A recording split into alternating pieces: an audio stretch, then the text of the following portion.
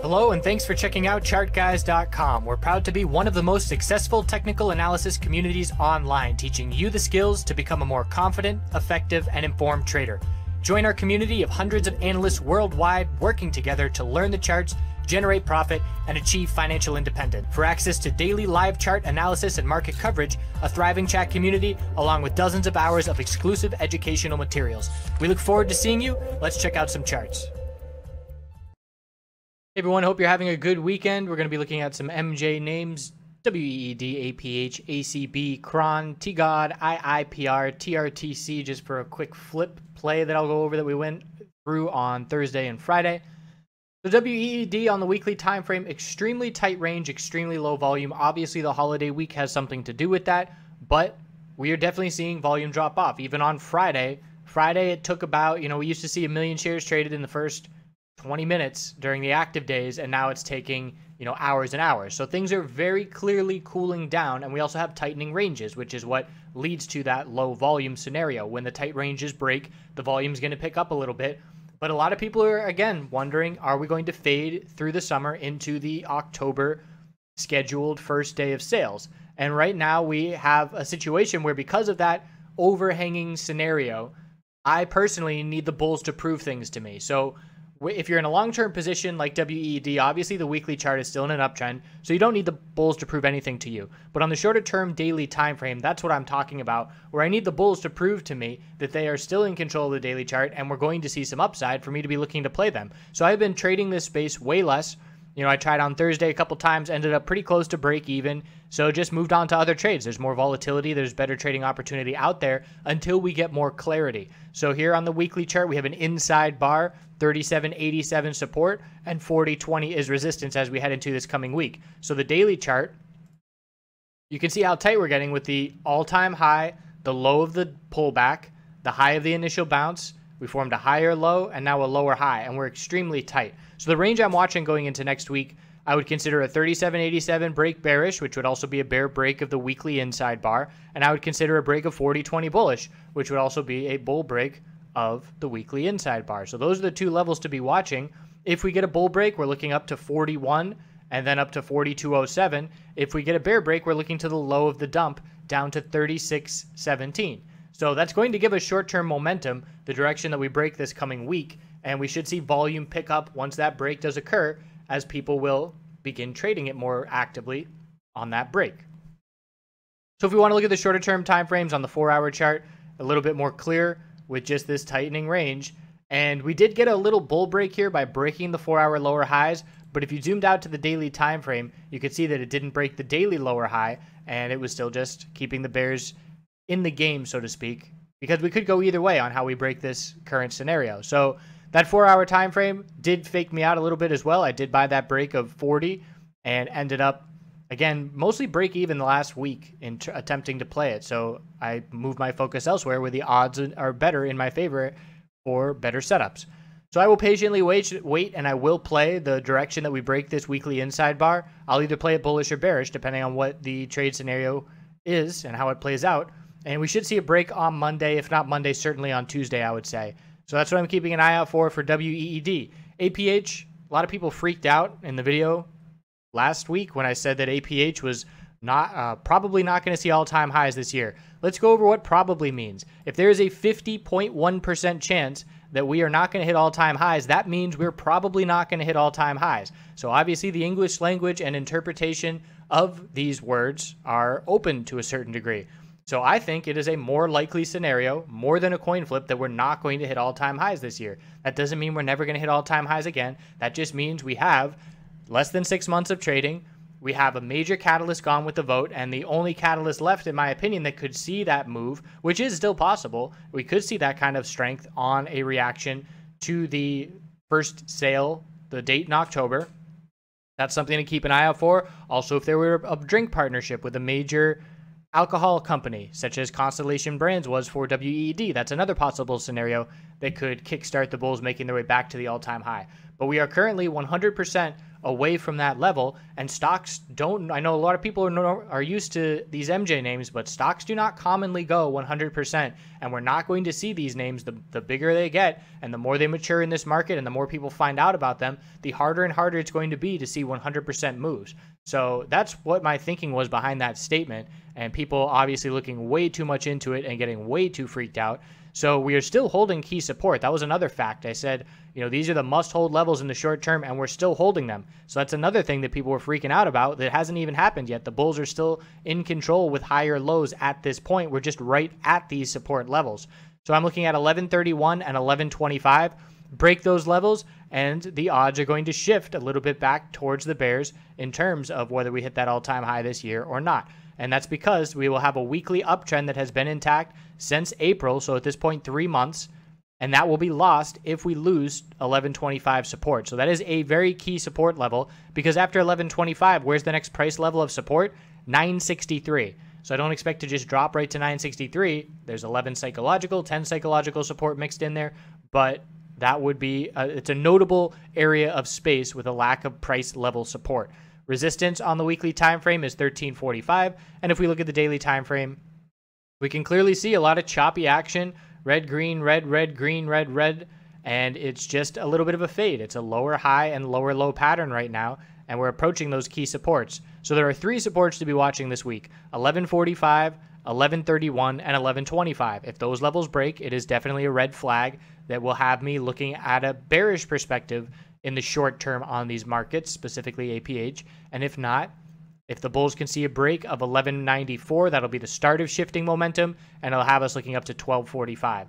So there's plenty of short-term levels to be watching in both direction because we are so tightly traded, and we're going to get some more clarity this week, in my opinion, in terms of short-term direction and the direction to be looking for this month, potentially into August as well. And I will start to look for the bulls to begin buying in September in anticipation, again, the market pricing in a reaction for the first sale dates. ACB, weekly chart also still holding on. Higher lows still intact. The bulls really want to hold 875. It would be a red flag if we lose that level, and 1072 is resistance. So we look at the daily chart and we can see we had the low of the dump. The high of the bounce is almost a triple top at this point. 950, 952, 952. So 3 tops all at 950 and 952, and we lost the higher low pattern on the daily on Friday by breaking 916. So whenever you see a triple top and a break of the support level, that's obviously a red flag. We do have a little bit of a lower wick of bulls buying that dip, so it's not an all-out dump or anything like that at this point. But again, there's these small little clues on these shorter-term time frames that have me very cautious and that have me in a mind frame that says the bulls need to prove to me with volume and breaks of resistance that they are in control of the short term, because right now they're not showing me that. And the break of 952 would very clearly do that because there's so much resistance there. Break of 952 and ACB should see some nice follow through back up towards 10 psychological. So I probably would not play ACB bullish unless that resistance level breaks, personally. Cron on the daily, let's make sure we got the Canadian version. Cron on the weekly. So again, here we still have a higher low pattern. The bulls really want to hold 815 to keep that intact. Resistance is all the way up at 1079. But we look at the daily time frame and we can see that we lost the higher low pattern. We had a higher low and higher high pattern. It has been lost on that pullback, and I am expecting a lower high on this bounce to form and for an equilibrium. So we have the high, low with a ton of volatility in that range, which is why I anticipate the equilibrium to form. Fairly weak bounce. It's taken 6 days to make back 2 days of red on that pullback. And we did close strong at the end of the week, but I am going to be looking for a lower high, and I'm going to be looking for a potential bearish entry if we make our way into the upper $9 range and get a little bit extended. At this point, not extended enough for the bulls for me to be comfortable on a bearish entry just yet. And I also want to watch to see how WEED breaks its equilibrium on the daily time frame, that tight range, because it is the sector leader. So if we look at Cron on the 4-hour time frame, we can see the most important short-term support right now is 888, and the bulls want to break 919 for bounce continuation. So that's the very short-term range to be watching. And if we go on the daily chart, you can see that that's the lowest price we've hit in the last 2 days. So again, I'm personally just watching all these short-term ranges to give me some direction for the next couple weeks. T-God is definitely worth watching because we had a clear equilibrium pattern here as well. High, low, lower high, higher low, lower high. And we did get a bear break But it's very notable when those bear breaks, especially on a clear pattern, don't get follow through. So we broke support of 601 and we got down to 592, but you can see the bulls bought that dip with a lower wick. So again, the bears have the short-term momentum because of that break. Bulls still haven't proven anything, but just noting that the bulls did not roll over and they did buy that dip to a certain degree, and we are still holding 589 support. All those little facts have me thinking, okay, I need to keep an eye on these bulls just in case they do end up with a little fake out here and see a bull break. So the first level that has to break for the bulls to begin proving themselves to me is 619, and that's the high of the last 3 days. If we break 619, we look up to 660.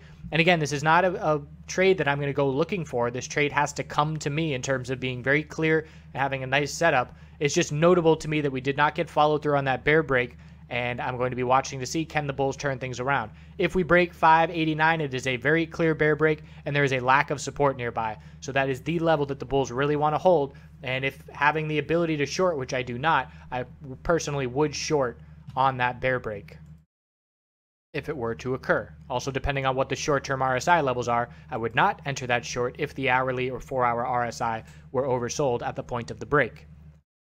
IIPR, just want to keep an eye on it because we are potentially shifting momentum. We've been playing IIPR since the low 30s, gave us a nice new all-time high, and we're close to losing the weekly upper or the weekly higher low pattern. And the most important support is 34.17, and you can see we have a little lower high, and if we break 34.17, it is going to shift momentum on this weekly time frame for the first time since back in February. So that will be a notable 5-month break of an uptrend. And the daily time frame also already broke an equilibrium bearish where we had our high, low, lower high, higher low, lower high, and then we did just break to a lower low. Again, not much follow through. The bulls are buying that dip, so that is notable, but I have to see the bulls break 36.43 and then up to 37 to start to prove themselves. So keeping an eye on it, just because if we lose that weekly higher low pattern, I'm going to not be paying attention to IIPR as much. I'll put it on the back burner and I'll keep checking in on it, but it will lose its appeal to being very bullish on the longer term time frames. TRTC, want to talk about this one for a little bit. This is just a trade review from Thursday and Friday. So this is a name I'm familiar with from 8 years ago when I started trading stocks in 2010.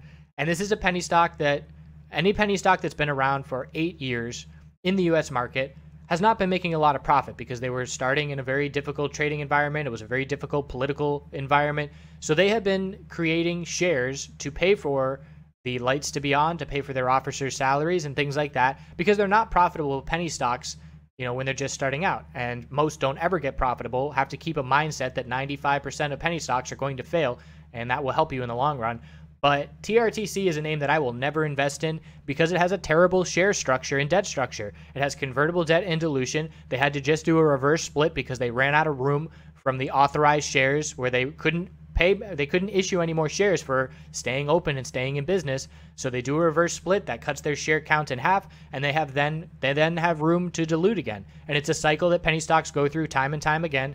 And it is very familiar if you are used to trading penny stocks. I used to fall in love with penny stocks, and I lost a lot of money that way. Gave back a lot of profit, I should say. Fortunately, because a lot of people fall in love with penny stocks, and that ends their trading career right then and there.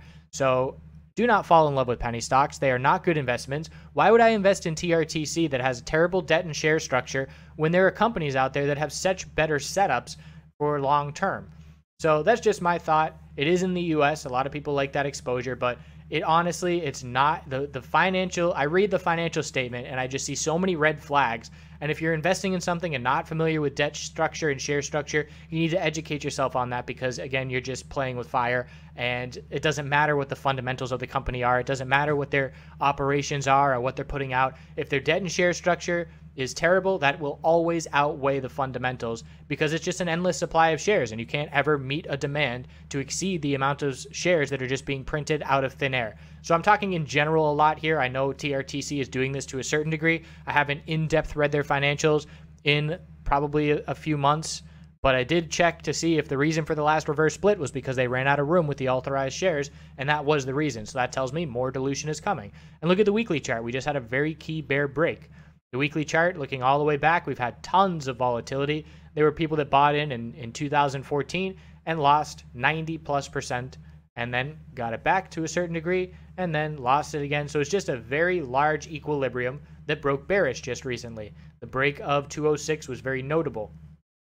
So the bears have the upper hand here. The daily time frame was just a waterfall. This was a bad news attack by noted short sellers. I would be short TRTC if I could, not at this point, but if you give me an equilibrium and a bear break, absolutely I'm going to short TRTC because, again, there's an unlimited amount of shares. When you think about supply and demand, that's what is needed for the stock price to go up. Demand to exceed supply. And if you're printing money printing shares out of thin air and continually pushing them into the market, and these convertible debt companies are selling into the market as well, you're never going to flip those scales and have that demand exceed that supply. So share structure is important. So here on this play, we got extremely oversold. It doesn't mean there's not still money to be had as a bull. We dumped how many red days in a row? 3, 6, 9, 12 red days in a row. Daily RSI down at 20. I start to look for an oversold bounce in this scenario. And so I started to look on Thursday. And because we broke the low of Wednesday, 180, that told me to be more patient and to back off. So I waited, and about halfway through the day, I could see that the bulls were starting to buy a little bit, and that was going to give us the potential of a bullish reversal candlestick on the daily time frame. So I started to buy some shares at 180, and then I doubled down at 180 again once I saw that the momentum was really beginning to shift. And I had a really good timing just because it was right before the big bull volume came in. So this is literally where I was buying, right in these 3 5-minute candlesticks, and then this big bull volume came and it was a clear bull break, and we saw continuation for the rest of the day and into the following day. So this was actually a big win, and I usually take smaller positions because of the risk. I do not want to hold. I did hold overnight. I held a certain amount of my shares overnight. I sold half of it at the end of the day up at 209, and then I sold the next morning in the 206, 207 range. Left a little bit on the table, but again, I very knowingly was not trying to time the top. I wanted to sell into strength because the last thing you want to be doing is holding a bag of a penny stock that is in trouble with their chart, which is the scenario we have here. So I don't want to hold penny stocks overnight. I did hold a half position overnight, even though I was very, very confident we were going to see continuation the next day. And the reason for that is because early on in my trading career, I held a penny stock overnight for a short-term 1 to 2 day trade, and it was halted and delisted, and I had 100% loss. And obviously, you're never anticipating 100% loss. At that point in time, that was probably 15% of the entire capital to my name. That's the biggest hit that I ever took in trading in terms of where I was at, the amount of money it was for my account, and the fact that I was newer to things. And that was the first time I really got punched hard in the gut with a halt. So that definitely still sticks in my brain. And I am well aware that, it could just be a bad timing day where you get stuck in a halt and you lose a ton of money. So PHOT was another MJ stock in the US that was one of the original names back in 2010. And it was halted, and a ton of people lost a ton of money there. So again, it's just something you always want to be careful of. These penny stocks, it's playing with fire. They are not legitimate companies at this point, which is why they are penny stocks. And again, compared to stocks with larger market caps and the funding that does not equate dilution and printing of shares is definitely important. So that's where we stand as we head into tomorrow, or head into Monday and Tuesday, all about WEED and the weekly inside bar and the direction that it's going to break. And the individual names will do their own thing to a certain degree, but for example, I would expect APH is not going to be able to, or I should say ACB is not going to be able to break its triple top of 952 unless we see WEED with an inside bar bull break on its weekly time frame. That's the kind of assumption that I would have, even though obviously individual news could change that and the correlations could break if we get individual news. But overall, it's all about WEED, the sector leader for me. And now I'm going to go through a bunch of other charts and see what kind of setups that we can get in this MJ sector with US names involved. We'll see if I end up making a video on that this weekend or not. But it's always good to be scouting out for opportunity and setups, because TRTC on Wednesday, I had no plan of playing this name. And look at where we were Wednesday. And then I saw the chart Wednesday night, and I said, all right, Thursday I'm going to keep an eye on it. And then we got the really nice bounce. And the bounce from the low to the high at this point has been over 50 cents. So we're talking over 25, almost 30%, about 30% of a bounce in 2 days here. So obviously, even if you don't nail the bottom and nail the top, you can easily shave off a 10, 15% move. And this is a very high risk, high reward play. Obviously, you want to have experience trading fast moving penny stocks if you are going to attempt these plays. Hope you have a good rest of your weekend. We'll see you soon. Do good things.